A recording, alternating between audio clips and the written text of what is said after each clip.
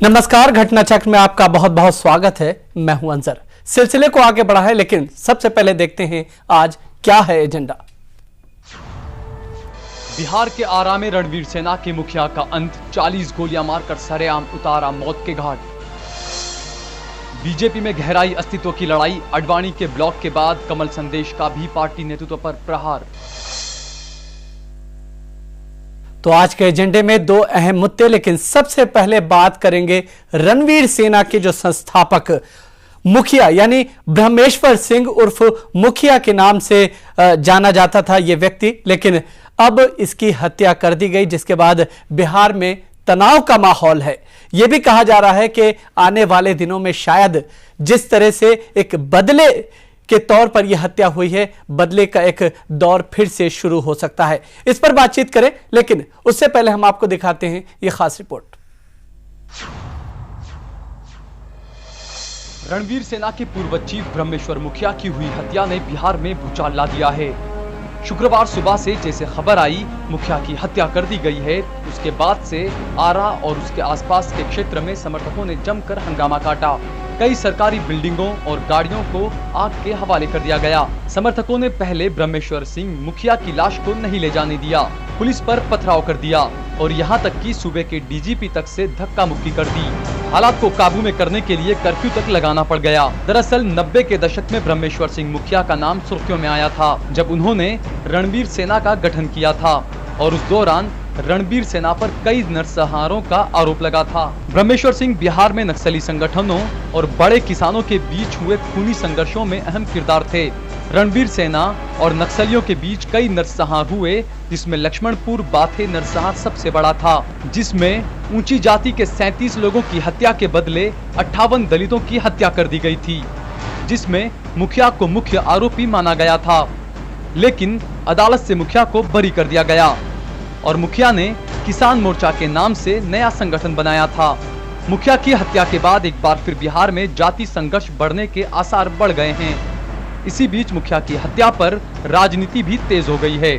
RJD supremo Lalu Prasad Yadav ने मुख्यमंत्री नीतीश कुमार के सुशासन पर हमला बोल दिया। लालू ने कहा कि इस घटना ने बिहार की पोल खोल कर रख दी है। पूरे राज्य में कानून व्यवस्था ध्वस्त है, अपराधी खुले घूम रहे हैं। लालू ने पूरे मामले की सीबीआई जांच की भी मांग की है, जबकि रामविलास पासवान ने भी सवाल उठाए हैं। वहीं जेडीयू नेता शिवानंद तिवारी ने कहा है कि पुलिस मामले की जांच कर रही है और उन्होंने आशंका जताई है कि मुखिया की हत्या राजनीतिक वजह से भी की जा सकती है। मुख्यमंत्री नीतीश कुमार कह रहे हैं कि ब्रह्मेश्वर सिंह के हत्यारों को बख्शा नहीं जाएगा, लेकिन उनके लिए यहाँ से कई चुनौतियाँ बढ़ गई है, चाहे वो राजनीतिक तौर पर हो या राज्य में कानून व्यवस्था का मसला हो, क्योंकि मुखिया के समर्थक उनकी हत्या के बाद बदला लेने की कोशिश करेंगे। Bureau report, Jain news. तो जाहिर सी बात है, मुखिया की हत्या के फौरन बाद एक तरह से यह कहा जा सकता है कि राजनीति गर्मा गई। तमाम जो बिहार के कद्दावर नेता हैं वो सामने आए, अपने अपने तौर पर उन्होंने बयानबाजी की। मानो लालू प्रसाद यादव को एक मौका हाथ लग गया, यहां पर भी राजनीति करने का लगे हाथ उन्होंने कानून व्यवस्था, खास तौर से बिहार में जिस तरह से नीतीश का दौर चल रहा है उसमें कानून व्यवस्था पर सवाल खड़े कर दिए। क्या कुछ कहा लालू प्रसाद यादव ने, वो सुनते। लगातार हम लोग ये बोल रहे हैं कि हर फ्रंट पर बिहार की बीजेपी और नीतीश सरकार फेल है।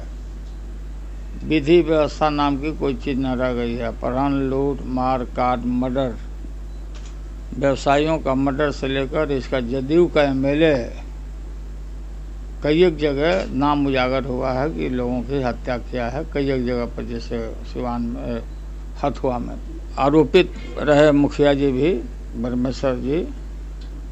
तो ब्रह्मेश्वर जी कोई छोटा नाम नहीं है, बहुत बड़ा नाम है बिहार में। किसानों के मामले में बुरा हो या भला हो, उनका नाम सब लोग जानता है, सरकार भी जानती है। आज सुबह में उनकी हत्या हो गई, खबर मिला हमको टहलते वक्त, और घर से 50 गज के दूरी पर हत्या हो गया है। और काफ़ी लोग आक्रोशित हैं पूरे मध्य बिहार में। आरा में तो है ही, आगजनी सर्किट हाउस में आगजनी,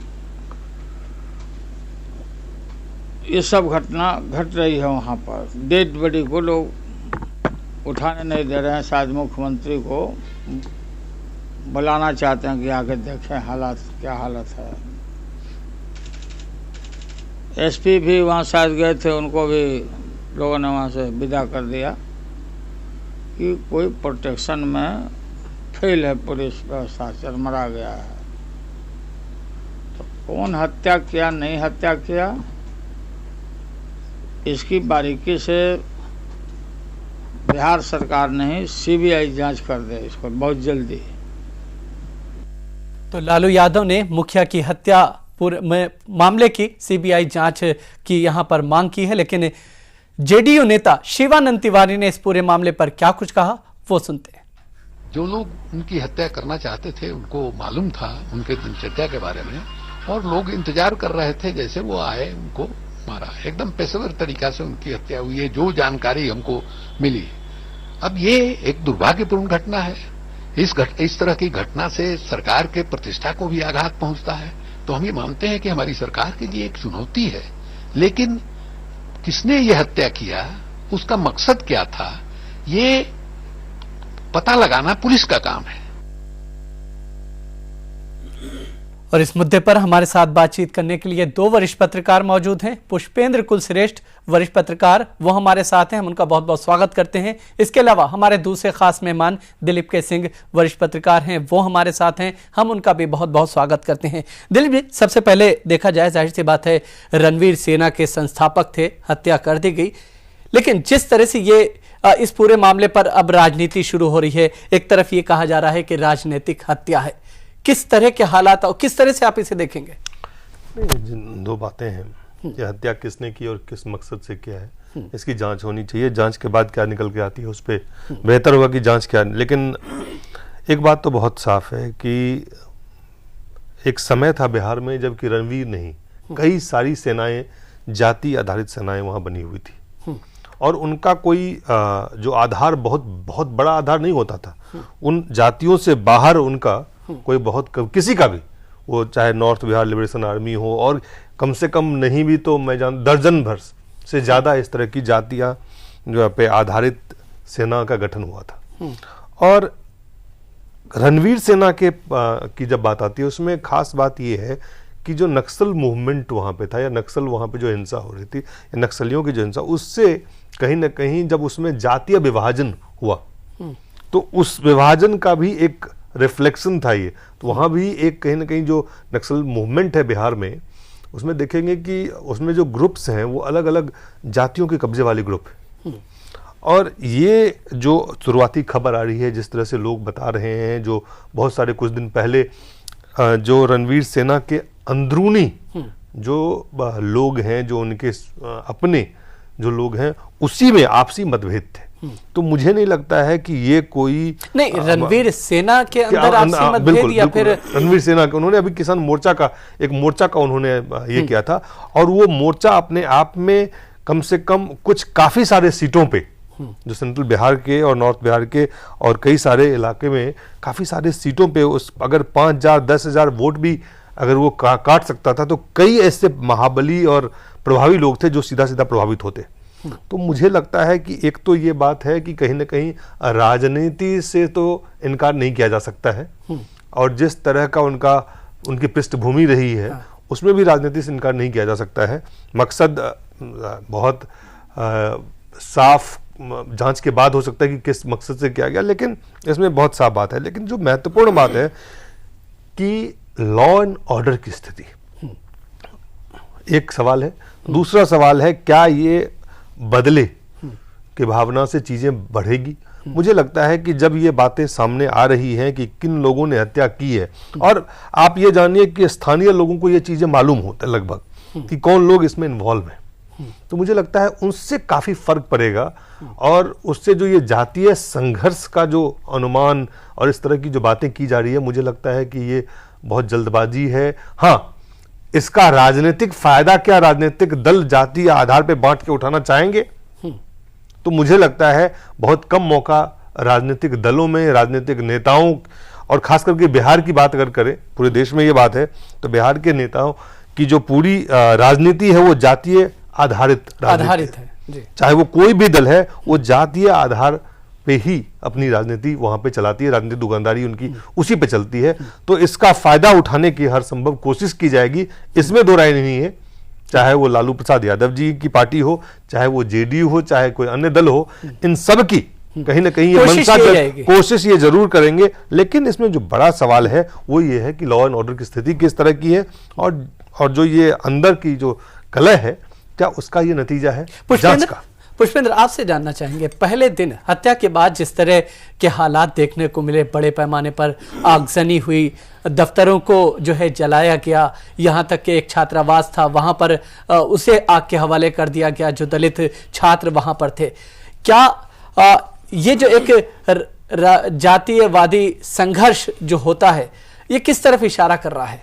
देखिए, इस हत्या को, जैसे दिलीप भाई ने कहा कि मैं ये मानता हूं कि हो सकता है कि इनकी हत्या कोई राजनीतिक कारणों से न हुई हो, आपसी रंजिश से भी हो सकती है, क्योंकि अब वो जिस स्थिति में उम्र के उस मोड़ पे पहुंच चुके थे कि वो कोई बहुत बड़ी किसी के लिए थ्रेट नहीं थे, और जितने उन पे कत्ल के इल्ज़ाम हैं वो बहुत पहले से थे, उन पे केस चल रहे थे। यकायक बैठे बैठे बिहार की राजनीति के अंदर एक ऐसे आदमी की हत्या करना, और उस हत्या के बाद जो पार्टियां हैं, चाहे वो जातिगत रणवीर सेना के विरोधी भी रहे हों, वो भी नीतीश के ऊपर निशाना साध रहे हैं। इससे ऐसा लगता है कि इस हत्या से जो भी हालात बिगड़े हैं, जो भी हालात खराब हो रहे हैं, उसमें सारी राजनीतिक पार्टियां, चाहे वो अपर जाति की हों, लोअर जाति की हों, रणवीर सेना के सहयोगी हों, उसके विरोध में हो, लेकिन उन सब के सामने एक मकसद है कि किसी भी तरीके से नीतीश की सरकार को किसी तरह से भी चैलेंज किया जाए। और ये एक मौका ऐसा है जिसको उनको हाथ से निकल जाने नहीं देना चाहते। मैं ये नहीं कह रहा कि लालू जी ये कह रहे हैं, क्या कहते हैं कि इससे बुरी हालत हो गई। अगर रणवीर सेना के लोग क्या लालू जी के सपोर्टर हैं, मैं नहीं मानता, ये अपर जाति और लोअर जाति का मामला है। लेकिन इससे उपजे हालात से लालू भी फायदा उठाना चाहते हैं, दूसरी पार्टियां भी फायदा उठाना चाहती हैं।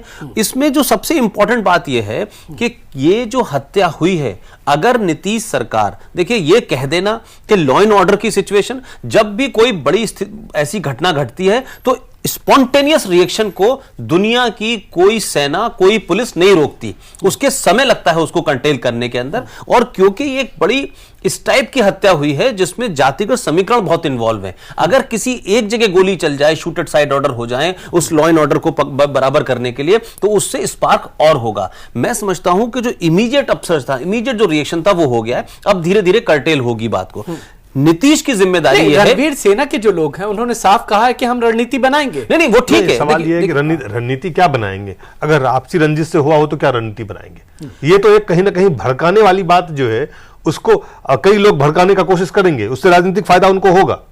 लेकिन ये किसने कहा है? अभी किसका बयान आया है? कौन है रणवीर सेना का जिसका बयान आया है? और रणवीर सेना इस तरह की बातों को कहीं ना कहीं उछाल करके जो लोग राजनीतिक फायदा उठाना चाहते हैं, उनकी मंशा कुछ अलग होगी। लेकिन फिलहाल जो बड़ा सवाल है कि आप एक बुजुर्ग आदमी की हत्या हुई है, और उस आदमी जो वाकई जिनकी अपनी एक पृष्ठभूमि, इस तरह की राजनीतिक पृष्ठभूमि और हिंसात्मक राजनीति से कहीं ना कहीं प्रेरित जो पूरी पृष्ठभूमि रही है, तो और जांच हो उसकी, सही तो ये होना चाहिए कि तमाम दल, अगर उन दलों में राजनीति करने की मंशा नहीं है तो सिर्फ उनको ये कहना चाहिए कि इसकी पूरी जांच हो, और उसके बाद जो खुल के आए, जो बात आए, उस पर कार्रवाई हो। नहीं दिलीप भाई, वही मैं कह रहा हूं कि अगर इसमें नीतीश सरकार समझती है और वो ये मानती है, क्या कहते हैं कि इससे पूरा जो बिहार की जो पॉलिटिक्स है वो दूसरी तरफ जाने का डर है, और उसमें तमाम सारे बिहार के लीडर, उसमें कोई नीतीश अकेले जिम्मेदार नहीं है, लालू अकेले जिम्मेदार नहीं है। अगर इसको अगले 72 घंटे 48 घंटे के अंदर उन क्रिमिनल्स को पकड़ा जाए, तो एक तो पकड़ते ये साफ हो जाएगा कि ये दो जातिगत झगड़ा नहीं था। अगर जातिगत था तो उसका इंतजाम करना पड़ेगा। अगर दो लोगों का टकराव था और वो एक ही जाति के थे, जैसा कुछ कहा जा रहा है कि कुछ एमएलए वगैरह से उनका पहले से झगड़ा था, तो ये चीजें रुक जाएंगी। लेकिन अगर हत्यारों को जितना डिले होगा उतना सस्पिशन बढ़ेगा, और चाहे वो रणवीर सेना के लोग हो, चाहे वो दूसरी सेनाओं के लोग हो, उनके बयान आएंगे, क्योंकि लोकल राजनीति इन्हीं चीजों पर चलती है, और उससे हालात बिगड़ेंगे। और जब जातिगत मामला बिगड़ेंगे तो उसमें फिर ना गोली चलेगी और ना उसमें सेना बुलाई जाएगी, उसमें फिर हालात खराब होंगे ही होंगे, उसमें नीतीश हो कोई हो उनके लिए बड़ी मुश्किल हो जाएगी। क्योंकि जब जब जब इस तरीके से वायलेंस होता है तो उसको रोकने में दिक्कत होती है, क्रिमिनल्स को रोकने में आसानी होती है, लेकिन जातिगत सेनाएं जब बढ़ जाती हैं लेकिन कहा दिलीप जी यही जा रहा है कि जातीय जो संघर्ष है शायद अब उसमें, चूंकि देखिए अगर इस तरह पहले का तो अगर मैं कह रहा हूं कि अगर हत्या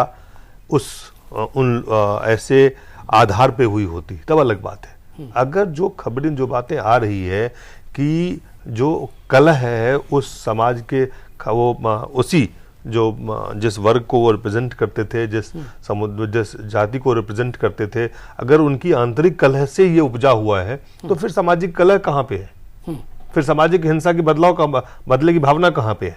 लेकिन अगर उसी को एक राजनीतिक रंग दिया जाए, अगर उसी को राजनीति से इसका सही जांच नहीं करवाया जाए और जांच का परिणाम सही नहीं आए और सही जांच करके अगर चीज, तो इसको रंग तो कहीं भी आप कोई भी दिया जा सकता है। और मुझे लगता है कि बिहार की राजनीति जिस आधार पे चलती है, जिस जातीय आधार पे चलती है, जिस जातीय सोच पे चलती है, मुझे नहीं लगता है कि कोई भी नेता आज के दिन में इस खास करके जो लोग नीतीश के विरोध में हैं और जो लोग भी राजनीति बिहार में कर रहे हैं वो इस मौका को छोड़ना चाहेंगे। लेकिन मुझे लगता है साथ ही बिहार आज से 20 साल पहले और बिहार अभी में बहुत फर्क है।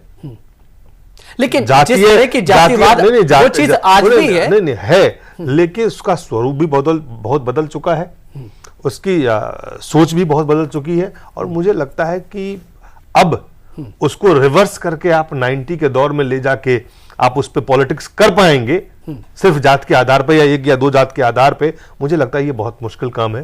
तो जो लोग भी ये करने का प्रयास करेंगे उनके लिए भी शायद बिहार के लोग जो बाकी लोग हैं उनके लिए भी बिहार के लोगों को सोचना पड़ेगा। तो मुझे लगता है कि इस बहुत कठिन होगा उन लोगों के लिए राजनीति करना, या बहुत बड़ी चुनौती होगी या बहुत बड़ा रिस्क हो सकता है अगर कहीं ना कहीं राजनीतिक पार्टियां इसमें स्पेस देख रही हैं अपने आप। अंजर, इसमें सिर्फ मैंने कहा कि जो राजनीतिक पार्टियां वो ये कह के नीतीश को इस वक्त कटघरे में तो खड़ा कर सकती हैं फौरी तौर पे। भाई देखिए, आप विरोध में हैं, आप विपक्ष में हैं, तो जब सत्ता पक्ष की तरफ से कुछ भी ऐसा होता है तो आप फायदा उठाते हैं। मैं यही बात कह रहा हूं कि लालू हो या दूसरी पार्टियां हो, वो नीतीश पे निशाना साध सकती है, नीतीश को कमजोर कर सकती है, मैं तो ये कह रहा हूं खिलाफ एक माहौल पैदा कर सकती है। लेकिन अगर इस मुद्दे को जातिगत आधार पे लालू या दूसरी पार्टी बढ़ाएंगे तो ये उनके लिए आत्महत्या जैसा होगा। क्योंकि न सिर्फ बिहार के हक में भी अच्छा नहीं है ना, किसी के बिहार के हक की बात। आप एक बात और है कि नीतीश जी भी जो राजनीति करते हैं उनको जो सत्ता दोबारा बिहार में लोगों ने बिठाया है, हालांकि उन जातीय राजनीतिक आधार, जातीय गणित वो सब बिठाने में उनके सोशल इंजीनियरिंग जिसको आप कहते हैं उसमें उन्होंने महारत हासिल किया है और सत्ता पे काबिज किया है। लेकिन सिर्फ एक जाति या कुछ जाति को जातीय आधार पे अगर आप सिर्फ राजनीति करेंगे, उन्होंने विकास की बात कही है, अंक गणित उनका जो भी हो, तो मुझे लगता है नीतीश कुमार के लिए बड़ी चुनौती है, दोहरी चुनौती है। एक तो उनके सरकार के जो सुशासन की बात है उस पर लॉ एंड ऑर्डर का, दूसरी बात यह है कि इसका राजनीतिकरण अगर हुआ तो उससे, और नीतीश जी जो अगर उनकी अपनी पार्टी के लोग या उनकी अपनी जो संगठन है अगर इसको प्रभावी ढंग से इस जातीय राजनीति को संघर्ष को बढ़ाने कंट्रोल अगर नियंत्रण उस पर नहीं किया, उस पर रोकने का प्रयास नहीं करेगा तो इसका खामियाजा नीतीश को भी भुगतना पड़ेगा। मेरा सिर्फ इतना कहना है कि इमीडिएटली नीतीश की ज्यादा बड़ी जिम्मेदारी है कि इसका जातिगत फायदा ना लोग उठा पाए, ये राजनीति जाति की लड़ाई ना बने, इसके लिए नीतीश की ज्यादा जिम्मेदारी है, सत्ता में है। मैंने जैसे कहा 48 घंटे 72 घंटे में उन क्रिमिनल्स को पकड़ा जाए, सरेआम किया जाए, उनकी आइडेंटिटी बताई जाए, जिससे कि ये जो सस्पिशन है, जब भी इस किस्म की राजनीति उसमें सस्पिशन में बहुत सारा होता है, द्वंद्व में बहुत कुछ चलता है, ऐसा हो सकता है उसने कराया होगा, इसने कराया होगा। जिस तरीके से आनंद तिवारी का बयान आया है उसमें भी यही लगता है। उन्होंने कहा कि कुछ लोग बिहार की इस राजनीतिक जो चल रही है राजनीति जिससे नीतीश का शासन है उससे खुश नहीं है और एक कॉन्स्पिरेसी है। अब ये शब्द कहने के बाद एक सस्पेशन क्रिएट कर दिया। मैं कह रहा हूं नीतीश जितनी जल्दी इनके क्रिमिनल्स को पकड़ लेंगे, जाति की राजनीति करने वालों के ऊपर उतनी जल्दी उनके मुंह पे टेप लग जाएगा। लेकिन अगर इसे डिले किया गया, इसे छुपाया गया, तो नीतीश भी इसके जबरदस्त शिकार होंगे। जो CPI-ML जो रणवीर सेना की जो लड़ाई थी उस समय, अब तो CPI-ML एक राजनीतिक दल के तरह चुनाव में भाग ले रही है, चुनाव में हिस्सा ले रही है, चुनाव लड़ रही है। दीपंकर भट्टाचार्य का आज मैंने दीपंकर का मैंने इंटरव्यू देखा, तो उनकी जो उन्होंने बात कही कि उनके ऊपर इतने आरोप थे, उन्होंने भी यहाँ पे हत्याएं की, नरसंहार किया। तो सिर्फ ऐसा नहीं है कि वो पार्टियां जो राजद और BJD और RJD और JDU है, और भी दलें हैं, मुझे लगता है कि तमाम दलों को अगर बिहार के हित में सोचना है उन्हें, तो लगता है मुझे कि सबसे महत्वपूर्ण बात यह होगी कि इससे जातीय संघर्ष के जाम को उसमें बढ़ाने से रोकें वो, अगर वो जिम्मेदारी की राजनीति करेंगे तो। और उनका अगर कहीं से भी वो लगता है कि बिहार को आगे बढ़ाना है, अगर वो सब मिलके इसको पीछे ले जाना चाहेंगे, तो मुझे लगता है कि बिहार के लोग अब इतना तो समझते हैं, अब मीडिया का जो प्रभाव है इतना तो जानते हैं कि क्या और कहां और कौन कर रहा है, इतना समझते हैं। लेकिन सबसे बड़ी दिक्कत यह है दिलीप जी कि चूंकि मैंने तमाम चीज़ों को देखने की कोशिश की, समझने की कोशिश की, कुछ चीज़ें यहाँ पर नजर आई।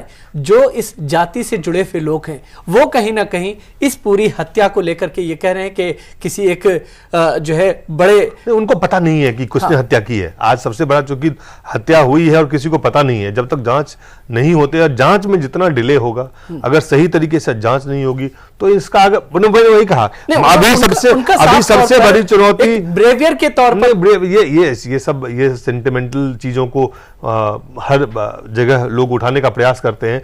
कौन जानता है कहां से किसने क्या किया है, तो मुझे नहीं लगता है कि उस चीज को बहुत ज्यादा तरजीह देने की जरूरत है। अभी जो सबसे बड़ी चुनौती है राज्य सरकार के लिए कि इसकी निष्पक्षता से सही जांच करवाए और कानून व्यवस्था को नियंत्रण में रखे। अगर नीतीश ये कर पाते हैं, अगर नीतीश को लगता है कि इससे चीजें बेहतर हो सकती है बिहार की, तो उन्हें करना चाहिए। नहीं तो राजनीति तो बिहार में जो राजनीतिक दल हैं वो तो मौका नहीं छोड़ते किसी भी, उसका पूरा फायदा उठाएंगे। बिल्कुल। चलिए फिलहाल समय एक छोटे से ब्रेक का है। ब्रेक के बाद जब वापस लौटेंगे तो बात करेंगे नरेंद्र मोदी की।